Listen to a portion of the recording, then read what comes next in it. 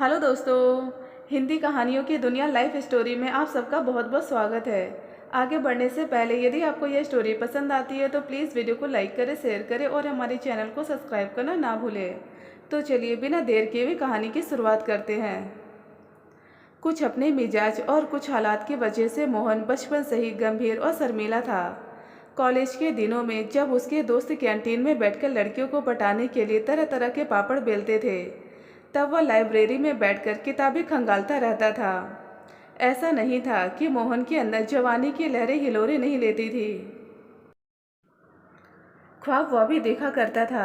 छिप छिप कर लड़कियों को देखने और उनसे रसीली बातें करने की ख्वाहिश उसे भी होती थी, मगर वह कभी खुलकर सामने नहीं आया। कई लड़कियों की खूबसूरती का कायल होकर मोहन ने प्यार भरी कविताएं लिख डाली, मगर जब उन्हीं में से कोई सामने आती तो वह सिर झुकाकर आगे बढ़ जाता था। शर्मीले मिजाज की वजह से कॉलेज की दबंग लड़कियों ने उसे ब्रह्मचारी नाम दे दिया था। कॉलेज से निकलने के बाद जब मोहन नौकरी करने लगा तो वहाँ भी लड़कियों के बीच काम करने का मौका मिला। उनके लिए भी उसके मन में प्यार पनपता था, लेकिन अपनी चाहत को जाहिर करने के बजाय वह उसे डायरी में दर्ज कर लेता था। ऑफिस में भी मोहन की इमेज कॉलेज के दिनों वाली ही बनी रही। शायद औरत से मोहन का सीधा सामना कभी ना हो पाता अगर सुनीता उसकी ज़िंदगी में न आती। उसे वो प्यार से सुमो बुलाता था। जब से मोहन की नौकरी मिली थी तब से माँ उसकी शादी के लिए लगातार कोशिशें कर रही थी। माँ की कोशिश आखिरकार सुमो के मिलने के साथ खत्म हो गई। मोहन की शादी हो गई, उसकी सुमो घर में आ गई। पहली रात को जब आस पड़ोस की भाभियाँ चुहल करते हुए सुमो को मोहन के कमरे तक लाई तो वह बेहद शर्माई हुई थी।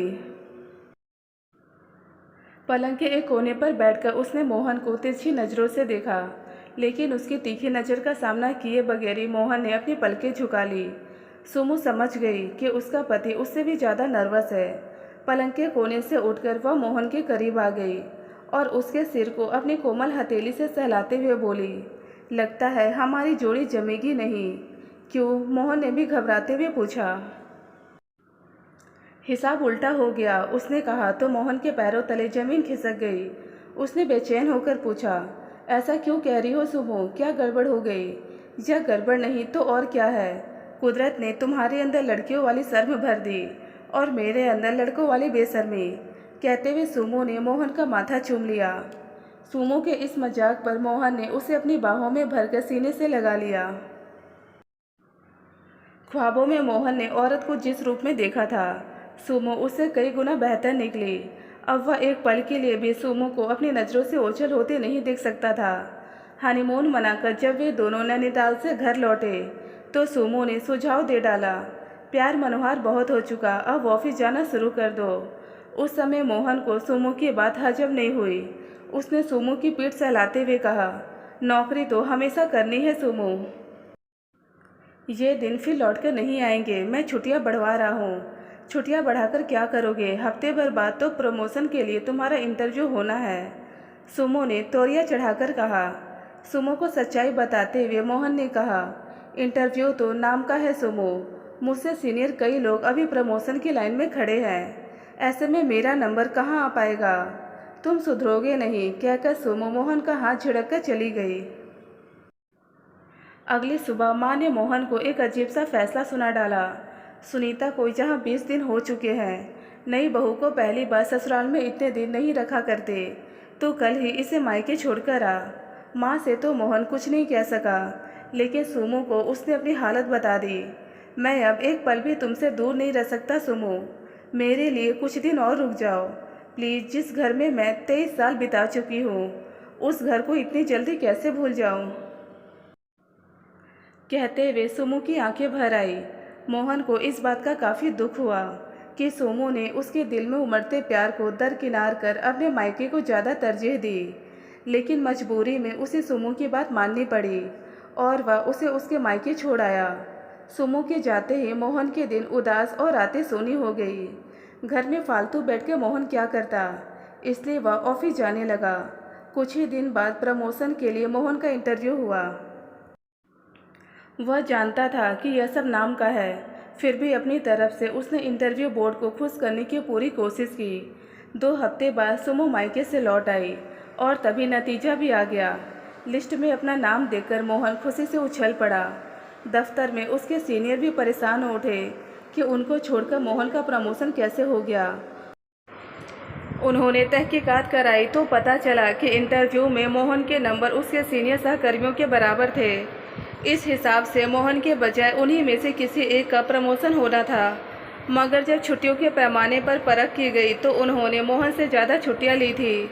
इंटरव्यू में मोहन को इसी बात का फ़ायदा मिला था। मगर सुमो 2 हफ्ते पहले मायके न गई होती तो मोहन छुट्टी पर ही चल रहा होता और इंटरव्यू के लिए तैयारी भी न कर पाता। अचानक मिला यह प्रमोशन मोहन के करियर की एक अहम कामयाबी थी। इस बात को लेकर वह बहुत खुश था। उस शाम घर पहुंचकर मोहन को सुमो की गहरी समझ का ठोस सबूत मिला। माँ ने बताया कि मायके की याद तो सुमो का बहाना था।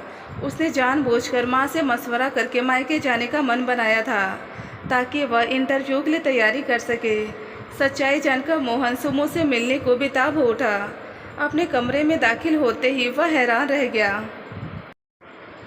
सुमो दुल्हन की तरह सज धज कर बिस्तर पर बैठी थी।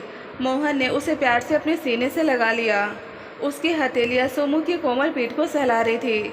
सुमो कह रही थी, माफ़ करना, मैंने तुम्हें बहुत तड़पाया, मगर यह ज़रूरी था, तुम्हारी और मेरी तरक्की के लिए। क्या तुमसे दूर रहकर मैं खुश रही? मायके में 24 घंटे में तुम्हारी यादों में खोई रही। मैं भी तड़पती रही, लेकिन इस तड़प में भी एक मज़ा था। मुझे पता था कि अगर मैं तुम्हारे साथ रहती तो तुम जरूर छुट्टी लेते और अभी भी मन लगाकर इंटरव्यू की तैयारी नहीं करते। मोहन कुछ नहीं बोला, बस एकटक अपनी सुमो को देखता रहा। सुमो ने मोहन को अपनी बाहों में लेते हुए चुहल की। अब बोलो, मुझ जैसी कठोर बीवी पाकर तुम कैसा महसूस कर रहे हो? तुमको पाकर तो मैं निहाल हो गया हूँ सुमो। मोहन अभी बोल ही रहा था कि सुमो ने ट्यूबलाइट का स्विच ऑफ करते हुए कहा, बहुत हो चुकी तारीफ, अब कुछ और। सुमो शरारत पर उतर आई। कमरा लाइट लैंप की हल्की रोशनी से भर उठा और सुमो मोहन की बाहों में खो गई एक नई सुबह आने तक। दोस्तों, मैं उम्मीद करती हूँ कि आपको हमारी आज की कहानी भी पसंद आई होगी और इसी तरह की पारिवारिक कहानियाँ सुनने और देखने के लिए वीडियो को लाइक कर दीजिए और चैनल को सब्सक्राइब करके और सामने के बेल आइकन को प्रेस कर ऑल पे सेट कर दें, जिससे आने वाली वीडियो की नोटिफिकेशन सबसे पहले आप तक पहुंच सके। मैं मिलती हूं आपको अपनी अगली वीडियो में एक और नई कहानी के साथ। तब तक के लिए धन्यवाद दोस्तों।